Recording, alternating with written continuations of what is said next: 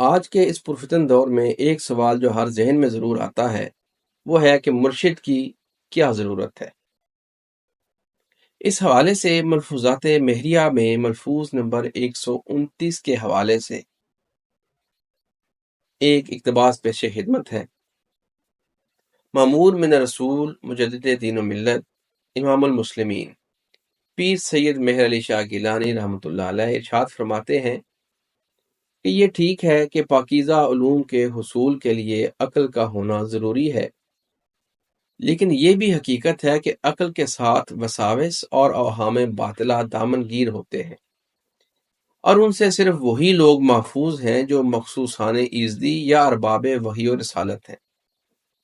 اور پھر تعلیم الہی تو انسانی عقل سے بہت بلند ہے اور اس تک رسائی محض عنایت الہی ہی سے ہو سکتی ہے،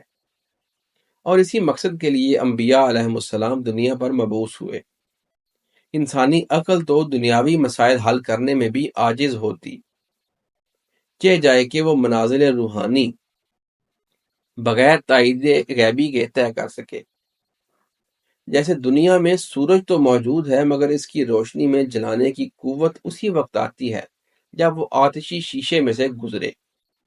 یعنی ہر کام کے لیے وسیلہ کی ضرورت ہے۔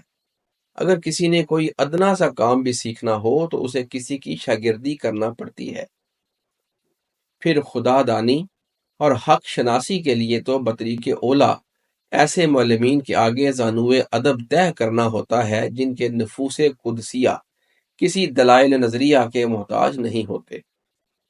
اور جن کے مشاہدہ اور یقین کے سامنے مخالفین کے دلائل ریت کی دیوار ثابت ہوتے ہیں۔